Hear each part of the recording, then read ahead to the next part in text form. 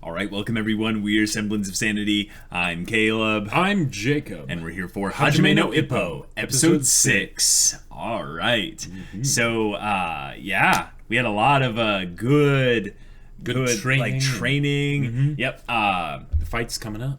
We have a lot of Miyata characterization last episode. We did indeed. A lot, like an astronomical amount, because it's the kind that pushes him into characterization that's almost beyond where even Ippo is at. It's something that's really cool that they're able to do for this side character that is in this very, I would say, healthy place for Ippo as far as rivals go. Yes. Like the fact that he helps Ippo, and yet he is spurred on to make sure that Ippo just doesn't easily get to his level. Because he's kind of Ippo further along the road, right? Yes, and way more along the road. And the way they're rivals is that he doesn't want Ippo to overtake him, right? He doesn't want to, just get comfortable. Yeah. Which is fantastic as far as motivation goes. Totally. And watching two people who motivate each other like that from a distance is awesome. Oh, yeah. Like that's a center point, I think, of team dynamics in a sports setting.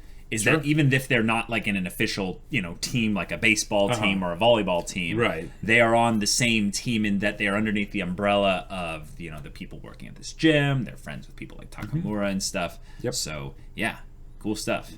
Yeah. So shall we do this? Yeah. Without further ado, let's get into this.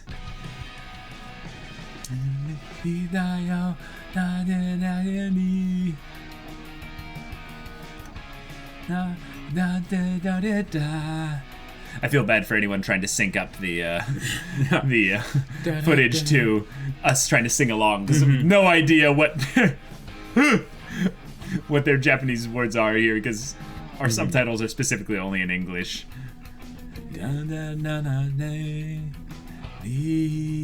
Sit-ups. Now, that right there, that is something that just looks wrong to me in terms of physics. Like, how does it keep going like that? But then I realize what that is actually that it's moving way faster than it looks. But because we're far away, it's... I have no idea. Basically, that for him being that close, he really does have to move quickly. Oh, sure. Well, it also, I feel like it's one of those things where it's you start with just sort of the patterns, and then your body gets faster as you do it, Right. It's a momentum thing at that point. Is that what you're saying? Well, and just the idea that, at the beginning when he's training, it's not necessarily about, how fast he's moving, but just being able to track it and, properly move out of the way without, just sort of diving out of the way, Sure. And then as he does it more, he can do it real quick. Right. Ha!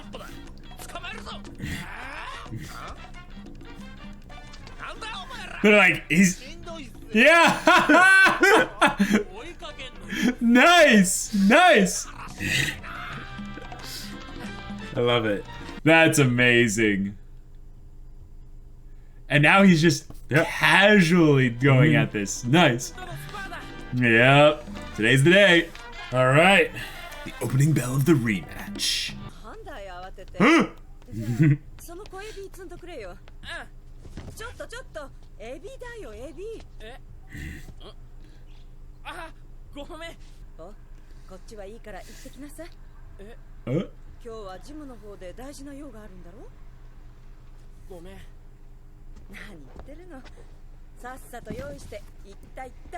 Oh, she's a badass! Yeah. Picks it right up. Yep. 3ヶ月前と比べて何か変わってない？いや、なんでもないよ。Oh yeah. 一歩？いいこと教えてあげる。父さんに聞いたお前 Oh, cool. 強そうな相手と戦するとき、相手の顔をじっと見て似ている魚に例えるんだって。あいつはマグロだ。マグロが怖くてやってられるかって。そう思うと肩の力が。That's hilarious. But his dad fought. Well, it might have just been an occasional thing. I don't think so.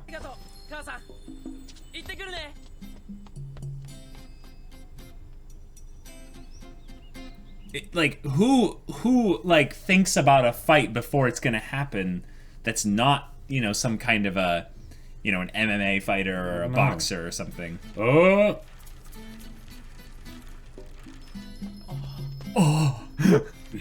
Don't get distracted now, Ippo.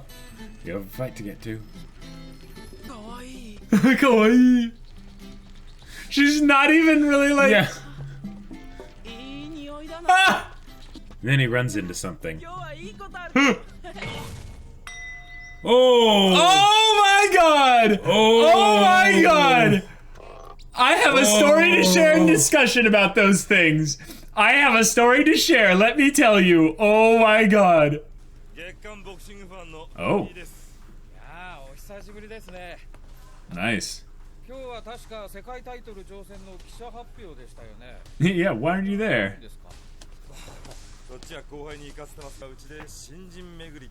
Meeting new faces. Oh, crap.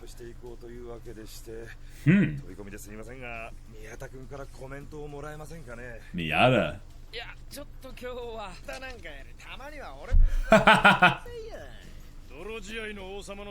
The king of mud wrestling.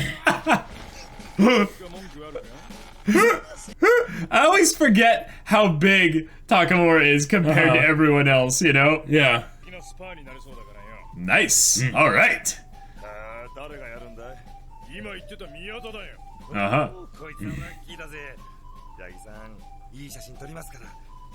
Whoa. Well.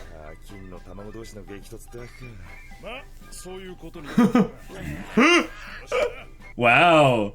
Takamura giving his good word. You're not as equal and you know it. Indeed. Yes, yes.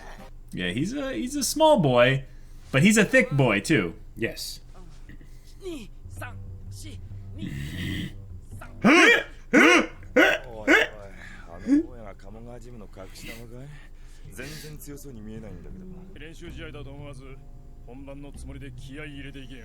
All right. Okay. Nice. How fast do you think till Ippo gets knocked down? Like, I don't know. I'll give him 12 seconds. 12 seconds. I'm gonna actually internally count. The fish! It doesn't work! No fish is that good looking! Oh, bless you, Ippo! You're so awesome!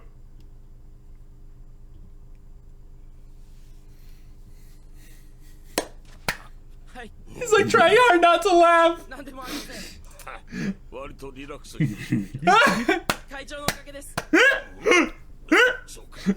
Thanks to you. Yeah. That is true. That is true. Miyata's way faster. Like, and he's taller, so he has more reach. So, yeah. Like, cool. 1, 2, 3, 4. Okay.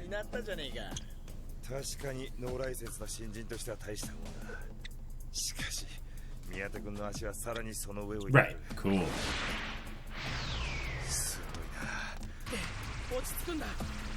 Yeah, that counter punch is going to be coming.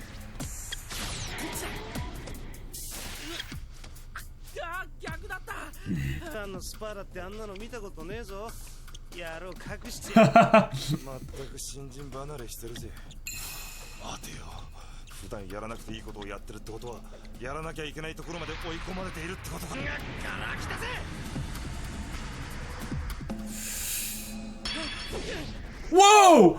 Whoa! All right. Whoa! Oh yeah! Whoa! Holy crap! Ippo! Bro! Okay.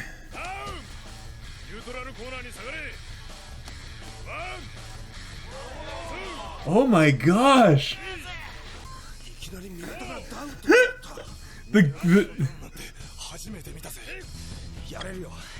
He was so surprised. He was so surprised. It wasn't that he was hurt or anything. Yeah. 甘く見すぎたようだ。3ヶ月前とは別人ってわけか。おかげで目が覚めたぜ。Oh, here we go.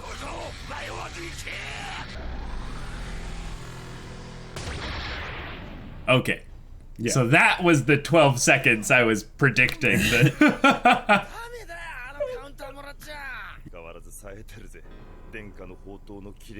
Whoa, family heirloom counterpunch.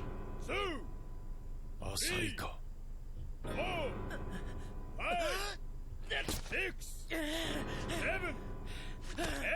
なんで立ち上がれるんだ。よっしゃ、3ヶ月の成果が出てるぞ。This is so classic with all the commentary and the from the sidelines. Impossible. Yeah. He has learned well. 見込みが甘かったのか。それとも呼び込み。 Anti-Miyata couldn't counterpunch trading. Yes.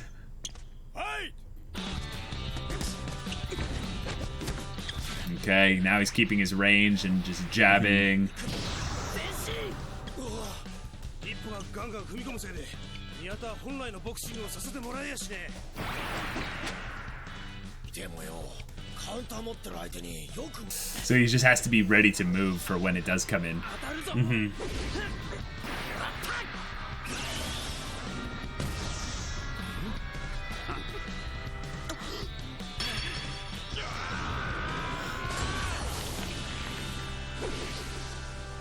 Whoa.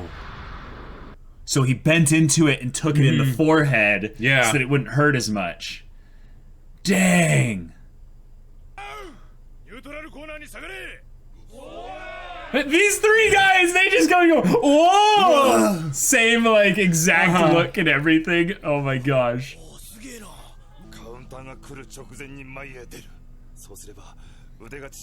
Right, it won't get fully extended. Gotcha. So it has nothing to do with the forehead. Gotcha. 脱出力を鍛えたんだろうが、カウンターをあんな方法で封じてくるとは。タイミングで倒されたさっきのダウンとは違う。今度のダウンは相当効いてる。決めたか。Whoa! Whoa! That was instinctive. He went from down to up, just. 宮田のやつ足に来てるぜ。勝てる。元気な宮田君には。 モーションが大きすぎて当たらないパンチ。 But he's not anymore. Yep.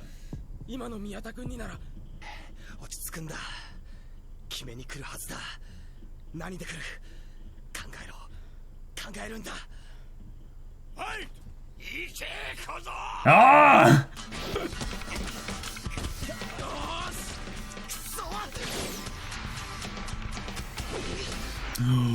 There it is. Oh. Oh boy. Oh, he learned it. Yep.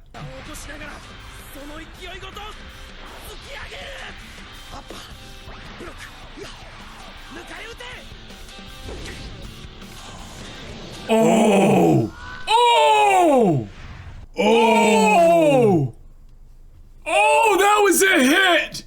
That was perfect, precise movement. Like, Ippo bounced. Holy crap! Jeez.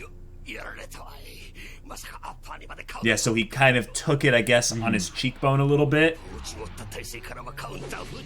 Yeah, just a little bit, but not. Oh, yeah. That was the nose, the cheekbone, like. Yeah, he would be bleeding.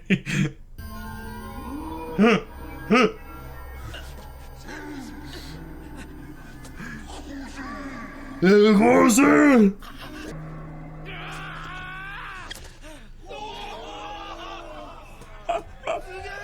That's some protagonist powers if I ever saw one. Wow.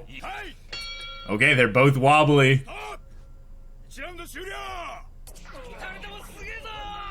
That was all the first round. Wow.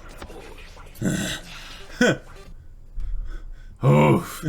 Okay, so Ippo's taking the most damage here, but Miyata got a. Yeah. Okay, oh my gosh.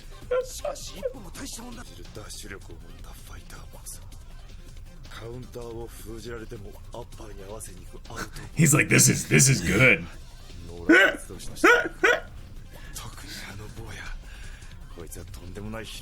Nice. Oh yeah. Whew. Dang. Ippo's barely conscious. Yeah. His face is swollen. You can tell the way he moves his mouth, you know. Dang, this music, like, looks like this is gonna be one of those draw matches, you know? Because, like, they're both so just out of it. Like, oh, they're ending it? Oh, they're ending it! No way! Come on! Okay, well, round one. Yeah, round one. Fight! Fighter! Jeez. What's cool, though, is that, like, you think about what happened this episode, and the biggest story thing was really the photographer guy. The photographer guy, the magazine kind of journalist, whatever, and then the mom. Yes. The whole thing with hinting about the father being in fights. Yeah. Like, I'm just saying, Jacob. Well, here's what I definitely could see. That maybe he was in a lot of fights, not in, like, boxing style fights, you know? But more like street fights. Why, though? I don't know. Why? Like, his job, you know, doing this whole fish delivery thing, because that was obviously what he did. That's why he thought of fish, you know, because he's familiar with fish, you know. Well, here's the question. Why would he get in fights? Is his father dead or gone? Dead or gone. Yes, you know, we don't know. Like, we don't know. Yeah. We'll just have to wait and see, I guess. But we got teased a little bit. All right. This was an intense episode. And we had just one fight basically cover the entire thing. One round of a fight, yes. Like, they could theoretically do 3 more episodes of this. I don't think they're going to, but... No. But there's only one more knockdown. Right. Yeah. So if anything, they went all out really quickly because they said it's going to be 4 rounds. Yeah. But they said there's 3 knockdowns. So I mean, they could do 3 more rounds, you know, right? But in an episode. But probably, it's probably going to last. Like, there's going to be 1 more round. Yeah. And that's going to be it. Or they're going to like time skip through the rounds in the typical kind of, you know, boxing movie format. Right. Where they'll be like jumping ahead. Oh, it's round 2, sure. round 3, round 4. But given how packed this one was, I think not. Yeah, I think it'll be over in the next round. But there were a couple big story things that were teased out here that were really cool. Yes. We have the journalist guy who wants to do, you know, meeting new talent and everything. Yes. And Miyata was on his radar, obviously, because he is dedicating himself like entirely to this. And he also comes from a legacy of another great boxer. Exactly. Which was something that is interesting. The journalist guy mentioned how it was a family heirloom counterpunch. But Miyata talked about previously how much work he had to do to make the counterpunch his own. Right. To make it even better.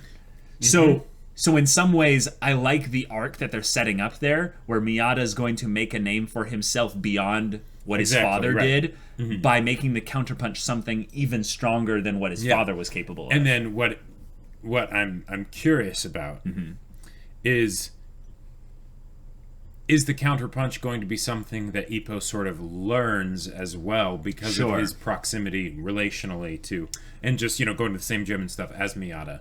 That's a classic, you know, kind of shonen thing of where they are a sponge, and one of the things that's actually really hard to get in these types of environments is to just properly absorb what your instructors tell you and not think so much about why they're telling you to do this and just do it. And that's probably one of the big reasons why, say, Takamura wouldn't have made for a good instructor. Right. You know. Yeah. Because you know, Kamagawa, I think that's his name. Yeah, the old guy. So, the old guy, yeah. The octopus. I love that. He just passes into frame and it's a red octopus. Yeah. that was excellent. And him looking at Miyata, and there's no way I can imagine someone so good looking as a fish. Yes. Miyata really is this definition of like he looks like Marth, like straight out of like like Fire Emblem or Smash or whatever. Just like yeah, I'm a good looking guy with dark hair. I'm tall, handsome, chiseled body, and with all the running I do, yeah, I'm totally lean. Yeah. Oh yeah. But then the sensei, he comes into frame. He's like, "Hey, boy." And I love how Ippo is commenting on it. He's like, "Thank you." He's like, "Yep, that, you did it." You helped a lot, Sensei. And he's like, good. What are you talking about? He's like complimenting him. He's like, good, you're calm. That's really impressive. Yeah. Like, I thought you'd be way more nervous than this. He's like, I was until a couple seconds ago, but thanks to you, nope, not nervous anymore. Yeah, the whole visualize them naked, but in this case, visualize them as fish, I find to be hilarious. But also that visualization thing was specific information, story-wise, about Ippo's father. Right. Which we had been like, wait, who was Ippo's father? Because he's not around. So is he dead? Is he just gone? Divorced? Like, what happened? And with the whole fighting thing, like... the fact that his dad the fought. fact that and the fact that Ippo ended up wanting to be a boxer, right? That was a coincidence, right? Like maybe, I mean, maybe, but but it makes me think. I don't think that Ippo will end up being. Ippo's dad will have ended up being a boxer, because I feel like if it was something like that, that's something Ippo would have known about. Well, maybe he does know about it, but it's just something we haven't brought up because it's not story relevant. Well, but I think it would be story relevant is the thing. Totally, if that was something I agree. Ippo knew about, then once I he started agree. getting into boxing, he'd be like, "Oh yeah, my dad was a boxer. That's right." But it's so weird that we don't know anything about him, and we get these like hinting, leading kind of bits of story, and it's like, okay, let's assume he he scrapped a bit with people just for fun. Yeah, or just because of his job, whatever. There were a bunch of salty sailor types, or something. But it seems like the kind of thing where he'd be like, why would you think of yeah, I don't know. Because in the flashback thing that we got of him, visualizing the fish over the dude's head, I'm pretty sure the dude was like a sailor. He had an anchor tattoo and everything. Yeah. He was a big guy. So that seems like the kind of thing where it's like just you end up getting into fights, kind of a thing. Sure. And that might be end up why he had to leave, Because he was getting into fights maybe a lot. Well, yeah, and if he died, that could also be a reason why. Sure. Yeah. Yeah, she talked about him fondly, though. Right. That is another thing. The mom, Ippo's mom, badass. I loved the moment where she was like, "Oh, you silly boy, just go get out of here. I know you have something important." And then she go and picks up the box. That he dropped because it was so heavy, and he's kind of nervous, so he's a little bit antsy. Yeah, but he was grabbing it on the sides. He wasn't grabbing it down underneath. Oh, that's true. But then she just picks it up and is like, "Go on." Yeah, that might also be just a simple thing of she knew how heavy it was and he didn't, so she expected it and had applied enough force of lift to physics. It's very complicated, but. But here we got also not just a fight, but we got also a lot of mechanical things about fighting and the way that they were doing the different punches and things like that. Because from what we saw of Ippo's training, there wasn't as much of specifics. It was just general training montages and stuff, and it was great. And we would see specific things that he would be doing. Right. But we weren't we didn't get those internal monologues about this will help me with this specific punch to do this thing. But then we got that here, and they blended that into the fight very well. It didn't take me out of the overall experience and intensity of the moment. Totally. And those punches they threw, when they connected them, there was this constant escalation of a punch, and he got a first knockdown, okay, cool, and then he comes back, and he knocks down, Ippo, and then Ippo gets back up, and, and all this stuff, and then, that final knockdown, where Ippo just bounces off the ground, it's just oh... Yeah, the other thing that's kind of scary about, these punches and stuff is that your neck has certain types of motion that it's very comfortable doing, right? Sure. But the thing is that when you get punched down, you go down like this, there's a point where the force of it keeps going in the direction of which you can't move, but if you punch from side, the fist deflects off eventually, right? Hopefully, yeah. Hopefully, yes. But the idea is that unless it's a straight jab, by definition, it shouldn't hit you on the side. Then it should hit you more straight on. Right, and that last one was that there was all perfect follow through. There was no glancing on that punch. Like, yeah. It's the kind of one where I'd be like, ooh, someone's going to wake up with at least an extremely stiff neck, but also it's the kind of thing where I realized, like, why does anyone do boxing?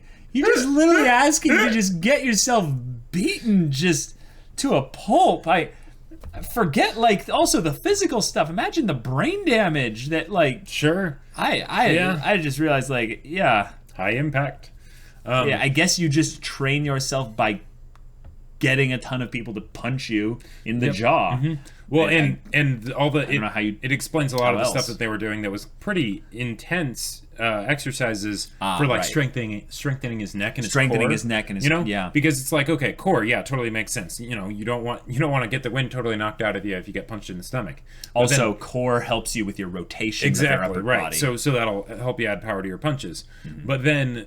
the whole neck thing, it's like, okay, this is why, so that you know, like, you don't want to have some Attack on Titan stuff where your head just, not that would happen in boxing, but no, but I could definitely see someone with a cross, like side punch, like, definitely, like, messing up their neck. Like the temple is the immediate thing of how I would imagine that someone could, like, get seriously injured or die from boxing. Now they have the gloves, so it's probably not as much of an issue. It displaces the force enough. Exactly. And I also think that generally when people get hit in the temple, and they die like that, it's in MMA stuff where they get kicked in the temple. Sure. Because then it's a point. It's a driving... Right.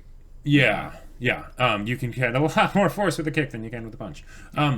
But the other one, the other way that I would imagine someone would get seriously hurt in boxing is if their head just moves too much, basically. Sure. Too much, too quick, and there you go. Well, like they said it earlier in the, what was it, episode something or whatever, but where his brain, like, got jostled around a little bit. It was like, yo, no, we don't have brains jostling. This is the what? Humans, you are such squishy creatures, Yes. Meat bags, How the constant sloshing doesn't drive you mad. I have no idea. Yeah. If you get that reference, you're awesome. Yes.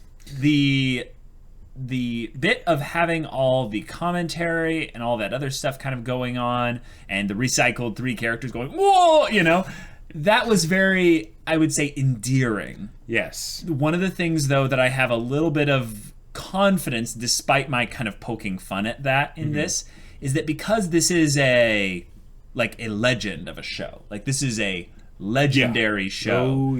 It's definitely going to have the tropes that more or less nowadays we're used to. Exactly, because other things copy from something like this. Something great, something legendary, yes. So with that, I also don't think it's something that you would have more in the professional environment. It's something that doesn't really fit if you have a crowd of people watching a boxing ring, But when it's just a bunch of people and being like, hey, here's this kid, is he actually going to do well? And then they're like, whoa, wow, he actually did that thing there. Oh, yeah. Yeah, exactly. There's going to be more, I would say, direct commentary. Sure. You could have people in the corner in a professional setting where it's, the coach. Right. Or the actual commentator that's like, oh, I met this person, does this thing, oh my god. But that's a mechanic built into the story and the plot. Right. It's not something that is put in just for the purpose of orating to the audience what is going on and why these punches are effective and all that. But also because this is the beginning of the show, we kind of need that. Right, because it helps teach us how the boxing works. That way they can keep the training montages just simple and, he's training. And there was a little bit of having, like, Aoki, for instance. He was I hope I'm pronouncing it right, A-O. K-I. Yeah, I think Aoki, yeah. Yeah. Having him kind of state the obvious, you know? And that was okay. Did you see that knockdown? No. Like, no, that's not with the knockdown. Did you see what happened like before the the punch where he caught him mid-extension so that it didn't have all the power in the punch and stuff like that. But when he did the whole, did you see the knockdown? That just made me think, Eren, did you kill the Colossal Titan? Oh my gosh. Yeah. So this is also another thing that's crazy is that Ippo, story-wise, is getting fast-tracked to the big leagues in a lot of ways. By him potentially defeating Miyata in the next episode or next 2 And at the episodes. very least, having this photographer guy witness the whole match. Yes. Yeah. Ippo is going to open doors that wouldn't have been open to him just by doing this. And that's something that is exciting, but it's also something I think that's going to be a little bit nerve-wracking for Ippo, where it's not like he's going to get thrown to the wolves or anything.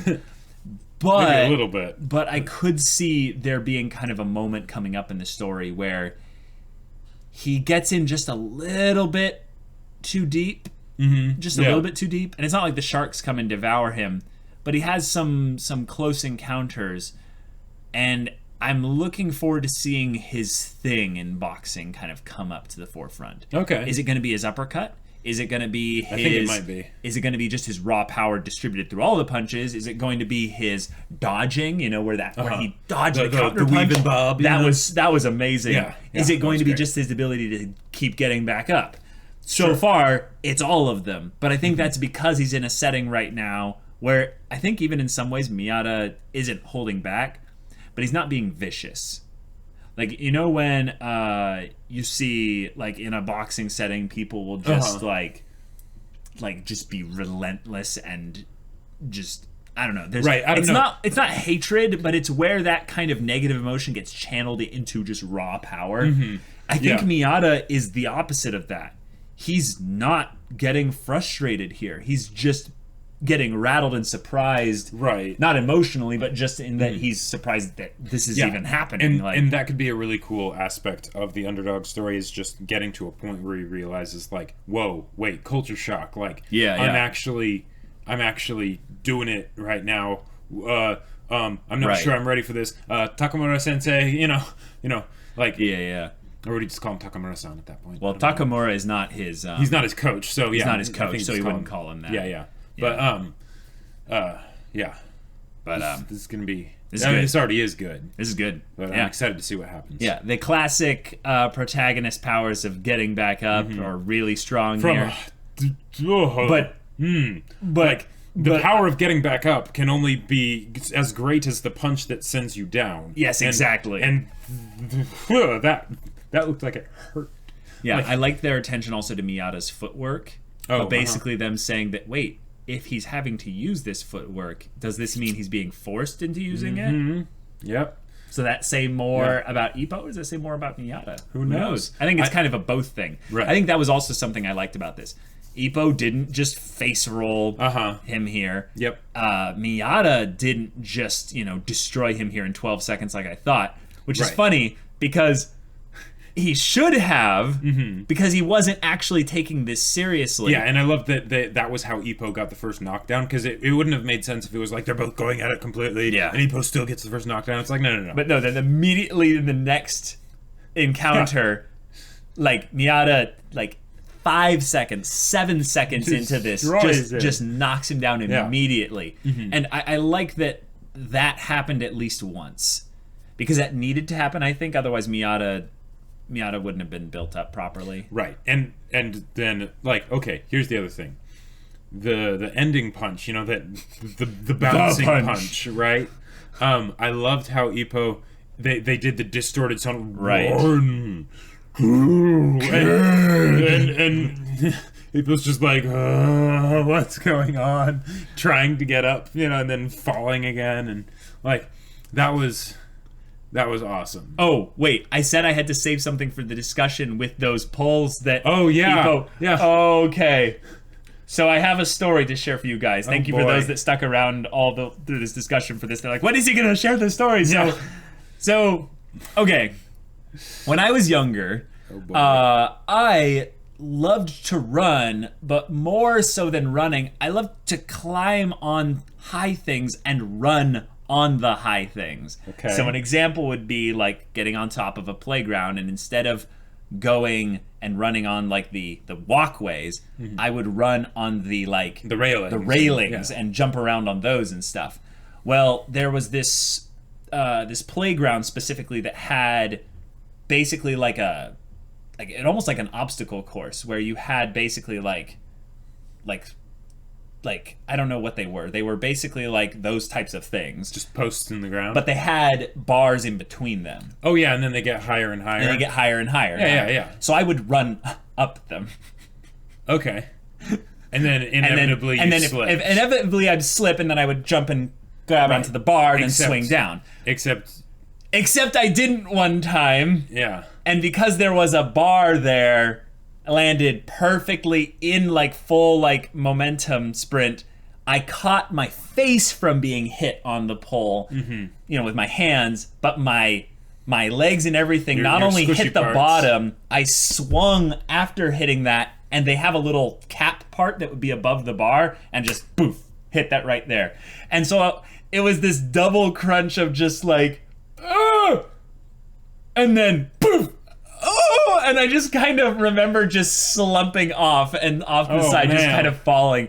And I was probably like just almost 13, like probably like just about that level. So it's like, it's now starting to hurt if I get punched there or kicked there or something.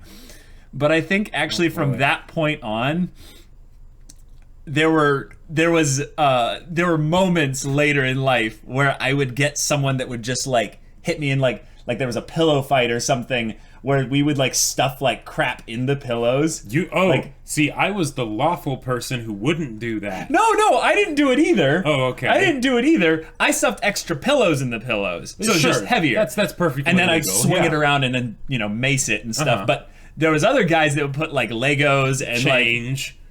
Money or something in there. And one guy, he came up behind and just went on the legs, and it came up and went doof, like right on my junk. And I just had this moment of feral ferocity where I wasn't immune to the pain. The pain hit, and I just kind of took it. And I turned and looked at the guy like, what did you just do? And he had this moment of like pure terror, just like, and then from that point on, I was dubbed this really weird nickname. I don't remember what it was, but it was like, do you remember the nickname? I know who hit you. Yes, you know who hit me. And the thing is that this guy was like, he was my age, right? But he was no. Wait. No, this was D.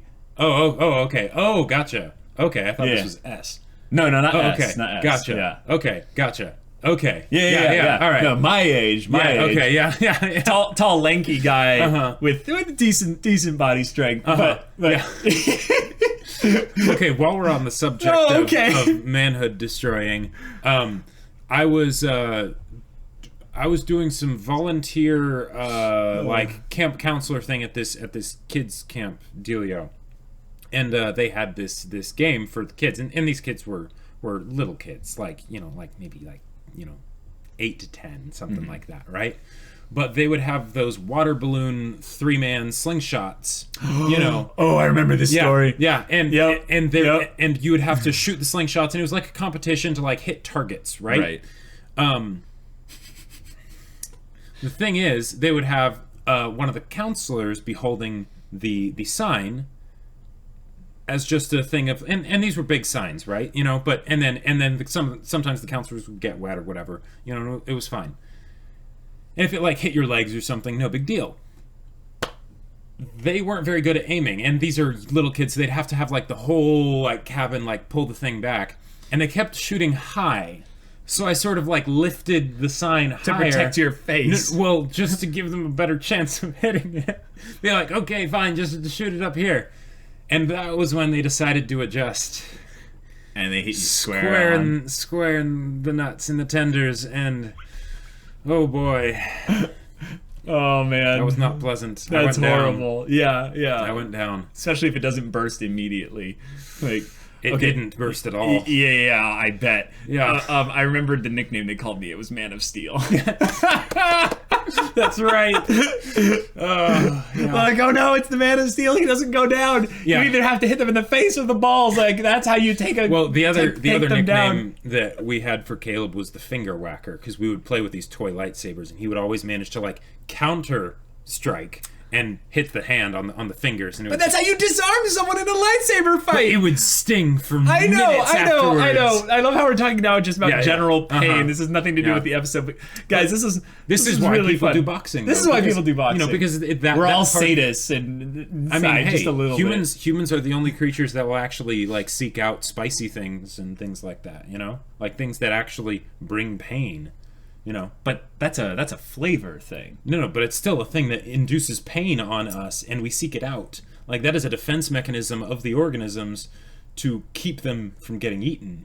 But I guess that makes sense. I was just saying, like, spiciness is not the only type of it's not the only that gives you that kind of thing there, and I'm sure that there are other sourness or bitterness. The point is, humans are crazy creatures. Humans are very crazy creatures. All sorts of things that don't make sense from an outside perspective necessarily, but from the inside, it makes perfect sense. Right. Yeah. Yes. Mm-hmm. All right, guys. Well, this is a fun episode. If you want to see the next episode's reaction discussion right now, go check out the link in the description below for our Patreon. You can get an early access there. You can watch full-length reactions there. And all this comes with Discord access, where you can chat with us about stories or whatever. And if any of that interests you, we'll see you there. But until then, we're Semblance of Sanity. I'm Caleb. I'm Jacob. And we'll see you all next time.